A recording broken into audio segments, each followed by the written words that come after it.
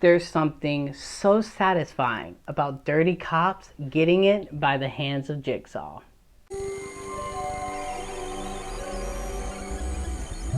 Spiral from the Book of Saw. In this movie, we follow Detective Banks. He's sort of a don't go by the books type of cop. And well, his precinct is not happy with that. So they partner him up with a new rookie partner. And well, all of a sudden, new murders are happening all over the town. And they might be linked to the notorious Jigsaw killer. Y'all guys know I love Saw. Y'all know my story, but in case you don't, I'll give a little snippet of it.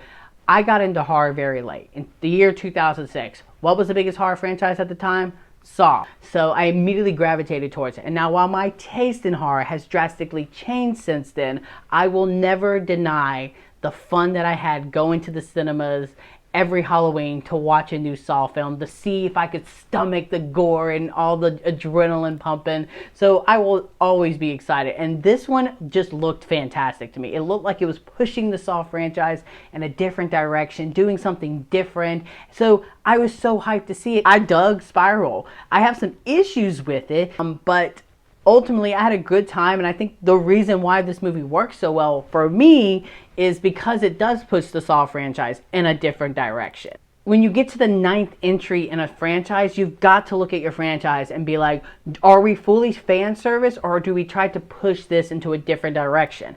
And Spiral is like, let's go different. This movie's quite funny at times, and when you have Chris Rock as your lead, he allows him to get a little campy, a little silly. Sometimes though, the comedy does overshadow the horror.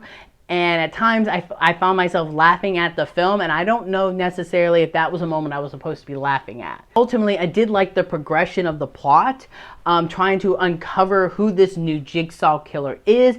Is it even a copycat killer? What's necessarily going on? Saw has been known to add a little bit of commentary, particularly like Saw 6 with its insurance executives. This does police brutality. I really, truly applauded that, and I loved that dissection of that. And honestly, just watching dirty cops die in Jigsaw traps was so satisfying. And let's talk about the traps, because it wouldn't be Saw without its traps. The traps themselves are fantastic. They're gory, they're violent, they're bloody, they're in your face, they're disgusting, but I would call this one of the least goriest Saw films for my personal taste. There were definitely a couple of moments, particularly a watery one, that I had to kind of look away. But also, you could also tell where the NPA kind of stepped in and like, let's trim this, let's cut that, let's pull back to this scene, and not necessarily organically let these traps play out like they would have in the early 2000s, you know. So a lot of these Saw movies have unrated director's cut, and I imagine Spiral will get one as well.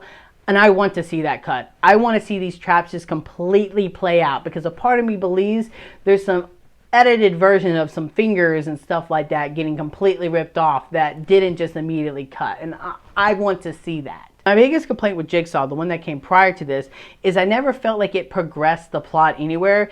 It just was kind of there. Like, while I enjoyed it because it was a Saw film, it didn't really justify its existence. This kind of does, because I'm excited to see the next film. And while there's a lot of issues you could go with, the comedy at times overshadowing the horror, and the horror overshadowing the comedy, and at times the dialogue is completely cringy,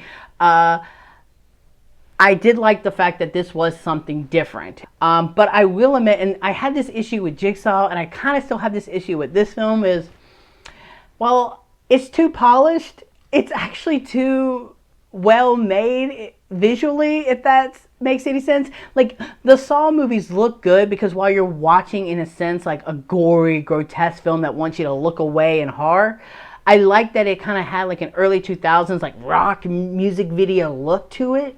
And this looks very polished and clean and well shot and well lit. And I kind of miss the early 2000s, you know, where like they would speed the scene up really, really fast. And now what that does this in this movie, and I definitely appreciated that because that did not happen in Jigsaw.